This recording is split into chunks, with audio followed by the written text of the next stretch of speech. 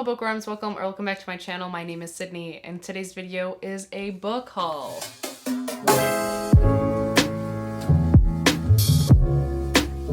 So hey, what's up? How are you? Hope you're doing well. Thank you so much for being here and hanging out with me for a little bit. In this video, we have quite a few gifts from friends and subscribers and wonderful humans. We have quite a few special editions that I want to go over, a couple book of the month choices, and then also I bought 3 books yesterday and we went to a bookstore and I bought 3 books and I'm really excited about them. And here's this video, okay? Here we go. The 3 that I bought at the bookstore yesterday, I'm just excited about, so let's talk about them. The first one is Heaven by Miko Kawakami. This one is such a cute little book. I just think that this book is absolutely stunning. The paint strokes on it are just so beautiful. This is the same author that wrote Breasts and Eggs, which I hauled a little bit ago. Still have to read that one too. Are we surprised? No. And this one says, told simply and directly, but containing astonishing emotional depth, Heaven explores the meaning and experience of violence and the consolations of friendship. Bullied because of his lazy eye, Kawakami's protagonist suffers in silence. His only respite comes from his friendship with a girl who is also a victim of bullying. But what is the nature of a friendship if your shared bond is terror? I think it sounds really special. I think that that is a relationship that I would really love to read about and really love to get to know. So I wasn't about to put it down. I wanted to buy it. So here we have it. The next one, I actually heard about from Jan and Jesse, the iconic duo, and I'm very excited to have it in my hands. I was very excited to see it in my local bookstore. So it is Sorrowland by Rivers Solomon. If I am understanding correctly, I believe that this book is sapphic and has a lot of like really kind of obscure and strange elements going on. So those are some of my favorite things in the world. And let's chat about it. It says, Vern, 7 months pregnant and desperate to escape the strict religious compound where she was raised, flees for the shelter of the woods. There she gives birth to twins and plans to raise them far from the influence of the outside world. But even in the forest, Vern is a hunted woman. Forced to fight back against the community that refuses to let her go, she unleashes incredible brutality far beyond what a person should be capable of. Her body racked by inexplicable and uncanny changes. To understand her metamorphosis and to protect her small family, Vern has to face the past and more troublingly, I'm having trouble saying this word, and more troublingly, wow, the future. Outside the woods. Finding the truth will mean uncovering not only the secrets of the compound she fled, but also the violent history of America that produced it. And it says that River Solomon's Sorrowland is a genre-bending work of gothic fiction.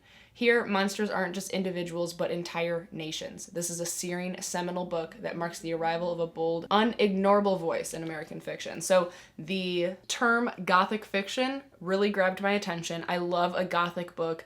The atmosphere in anything that is described as gothic is always top-notch and what I love. And then there's just like aspects of it that appeal to the side of me that just loves strange. So I am very excited about this one.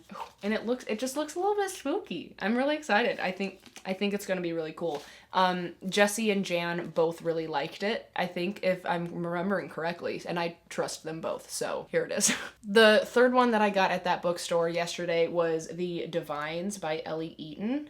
The cover just grabbed my attention. I thought it was like abnormally pretty, very simple, but like still a little bit weird, you know? And for this one, I really just kind of want to read some of the quotes from other authors on the back of the book because I just think that they do it really well. It says, a new mother tries to reconcile her former mean girl past at a shuttered boarding school. It is seductive and uncomfortable in equal measure.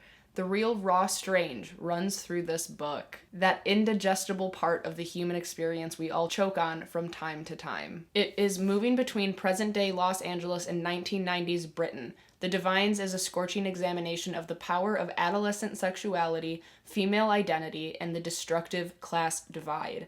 Exposing the tension between the lives we lead as adults and the experiences that form us, it forces us to consider an unsettling question. Can we ever really escape our past? And I love books like this. Like, I am so excited about it because I don't know. I skimmed over the synopsis in the bookstore and I was just like, done buying it. Because just what this book sounds like it entails is just one of my, I don't know if it's a trope, but like one of those vibes that like I immediately jump on and I am just excited about it. Okay, these next two were pre-orders. They were new releases. This first one is White Smoke by Tiffany D. Jackson. If you haven't heard of this author or this book, here you go. Now you have, and you need to read her books because Tiffany D. Jackson is incredible. I have heard that this book is very spooky and pretty scary, and I'm excited about it. And this one says, Marigold is running from ghosts. The phantoms of her old life keep haunting her. But a move with her newly blended family from their small California beach town to the embattled Midwestern city of Cedarville might be a fresh start that she needs. She now has to share a new house with her bratty 10-year-old stepsister Piper. This renovated picture-perfect home on Maple Street, sitting between dilapidated houses, surrounded by wary neighbors, has its secrets. That's only half the problem. Household items vanish, doors open on their own, lights turn off, shadows walk past rooms, voices can be heard in the walls, and there's a foul smell seeping through the vents, which only Mari seems to notice. Worse, Piper keeps talking about a friend who wants Mari gone. But running from ghosts is just a metaphor, right? As the house closes in, Mari learns that the danger isn't limited to Maple Street. Cedarville has its secrets too, and secrets always find their way through the cracks. I just know that with Tiffany D. Jackson's writing style that there is going to be some crazy plot twists, and I am really looking forward to it.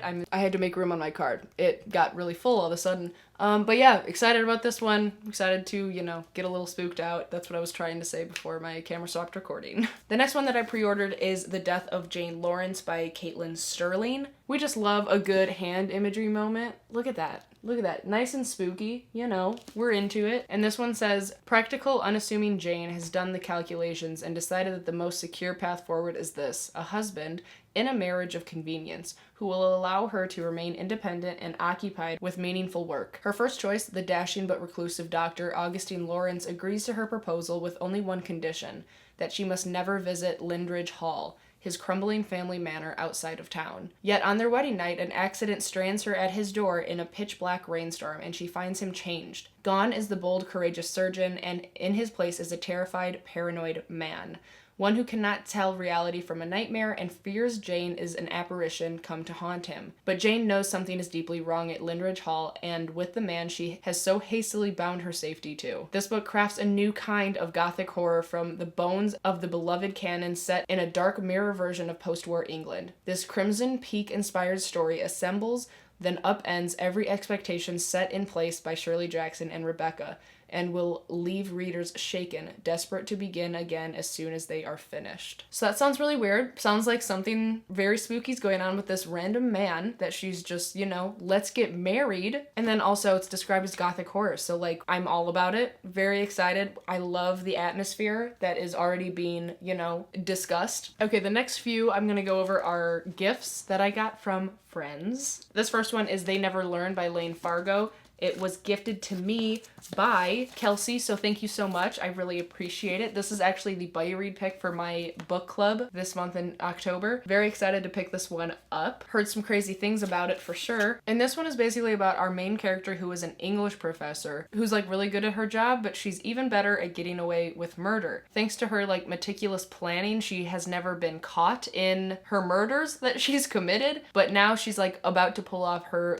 biggest murder yet, while the body count around campus, people are starting to take note of it. Determined to keep her enemies close, however, Scarlett, who is the professor, our main character, decides to insinuate herself in the investigation and charms the woman in charge, who is it, Dr. Mina Pierce, and everything is going according to her master plan until she loses control with her latest victim, putting her secret life at risk of exposure. Meanwhile, a student named Carly Schiller is just trying to survive her freshman year. Finally freed of her emotionally abusive father, all Carly wants to do is focus on her studies and fade into the background. Her new roommate has other ideas. Allison Hadley is cool and confident, everything Carly wishes she could be. But the two girls quickly form an intense friendship. So when Allison is sexually assaulted at a party, Carly becomes obsessed with making the attacker pay and turning her fantasies about revenge into reality. And I'm guessing that these two girls team up with our main professor character or something. I don't know. Sounds like a bunch of women taking matters with horrible men into their own hands, and I'm here for it. The next one that I got in the mail was by Steph. Thank you so much. You're such an angel. It's the Atlas 6 by Olivia Blake. Olivia? That's a cute name, if I could pronounce it correctly. I am obsessed with this cover. I think that it is absolutely stunning. I have definitely heard some mixed reviews on it, I think. But some of the people that I have heard that love it, I feel like we have similar tastes. So I put it on my wish list and Steph got it for me and I love you. I genuinely don't even know what it's about. I just know that the cover was really pretty. So let's learn about it. So there's this place called the Alexandrian Society, and only 6 most uniquely talented magicians are selected to be considered for initiation each year. I don't know if it's every year. I made that up. But when the candidates are recruited by the mysterious Atlas Blakely, they are told they will have 1 year to qualify for initiation, during which time they will be permitted preliminary access to the Society's archives and judged based on their contributions to various subjects of impossibility, time and space, luck and thought, life and death. 5, they are told, will be initiated. 1 will be eliminated.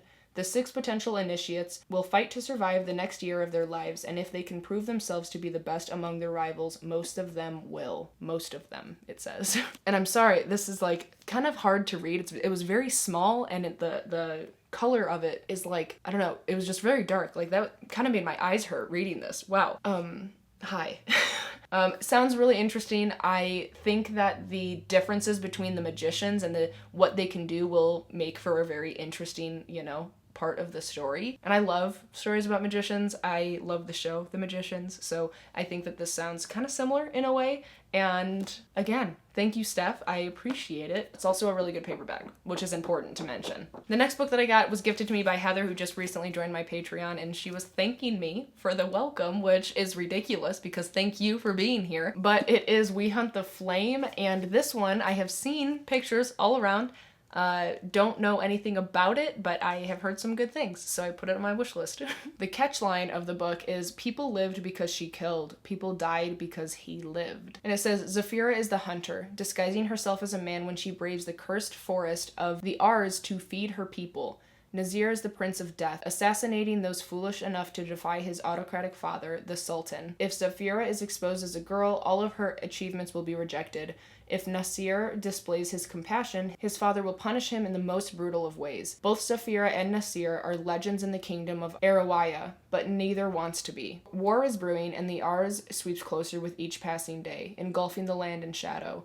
When Zafira embarks on a quest to uncover a lost artifact that can restore magic to her suffering world and stop the Ars, Nazir is sent by the Sultan on a similar mission: retrieve the artifact and kill the hunter. Oh shoot.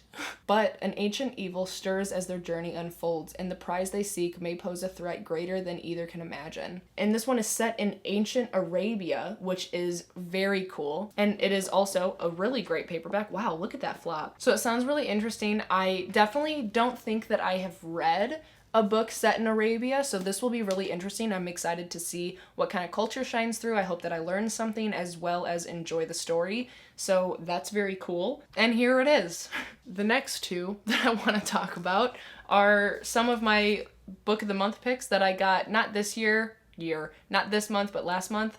So September. My original pick was Rock, Paper, Scissors by Alice Feeney. This one sounded really cool, and also I'm just gonna mention Jan again. She just read this book and it's like one of her favorite, if not her favorite thriller, I think she mentioned, now of all time, and that makes me really excited to pick it up. Ooh. And the tagline is, think you know the person you married? Think again. ...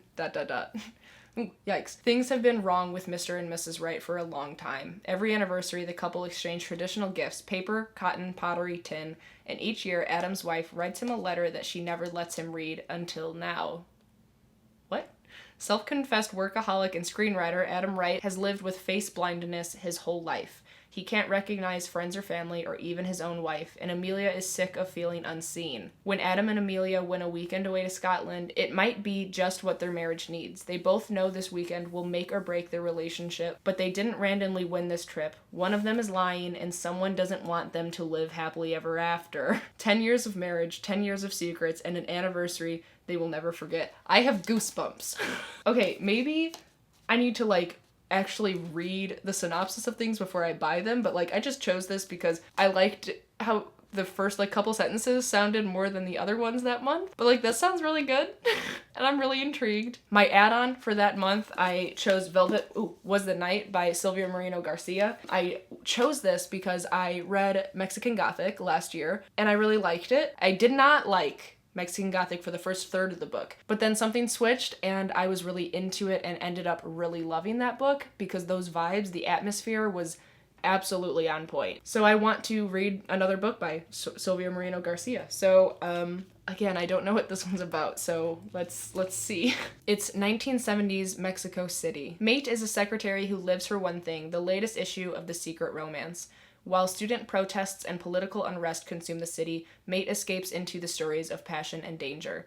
Her next-door neighbor, Lenora, a beautiful art student, seems to live a whole life of intrigue and romance that Mate envies. When Lenora disappears under suspicious circumstances, Mate finds herself searching for the missing woman and journeying deeper into Lenora's secret life of student radicals and dissidents. Meanwhile, someone else is also looking for Lenora at the behest of his boss, a shadowy figure who commands goon squads dedicated to squashing political activists. Elvis is an eccentric criminal who longs to escape his own life. He loathes violence but loves old movies and rock and roll. Is this like Elvis? But as Elvis searches for the missing woman, he watches Mate from a distance and regards her as a kindred spirit who shares his love of music and the unspoken loneliness of his heart. Now, as Mate and Elvis come closer to discovering the truth behind Lenora's disappearance, they can no longer escape the danger that threatens to consume their lives, with hitmen, government agents, and Russian spies all aiming to protect Lenora's secrets at gunpoint. So what the hell is happening? Lenora's obviously involved in something potentially sketchy, and we're gonna figure out what it is. Now, I know that Jan loved this one, but she also didn't like this one.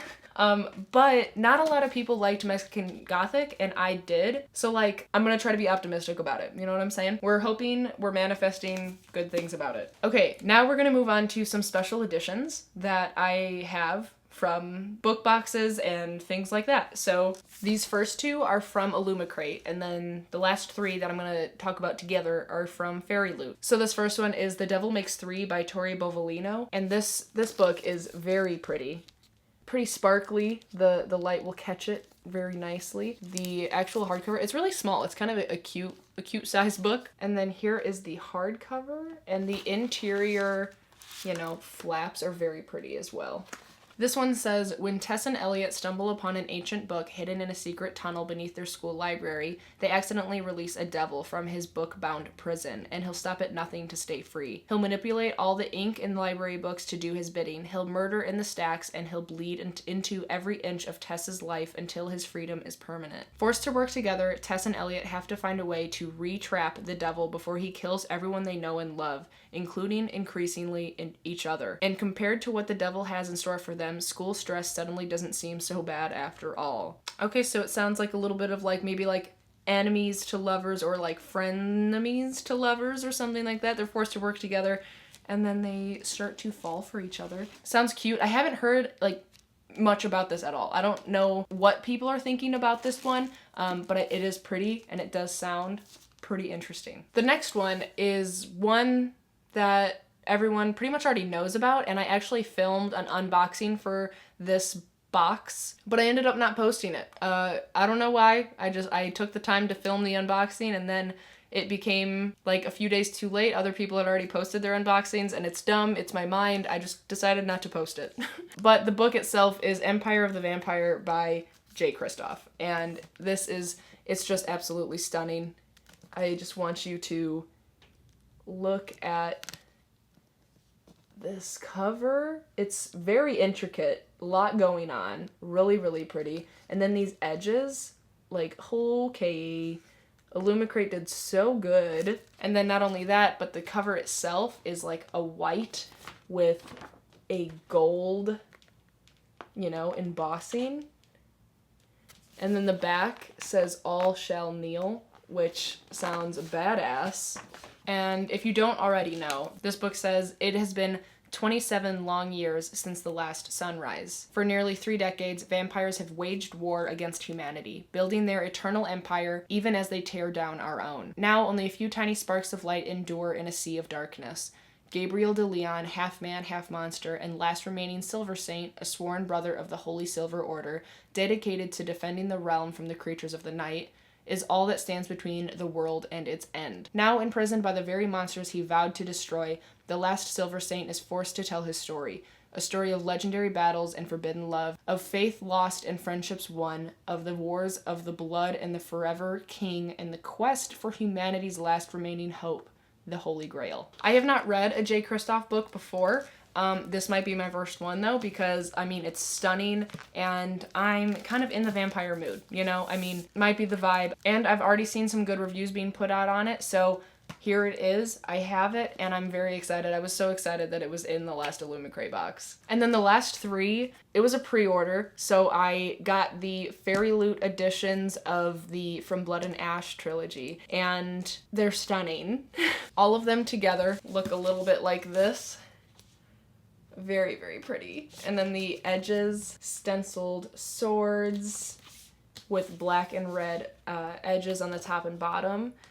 They're just really pretty. Quickly, I will show you the covers of each of them. This one is From Blood and Ash, the very first one. And the hardcover parts of these books are like really what pushes it over the edge, because look, you ready? What? It's so detailed. Like, are you kidding? Are you kidding?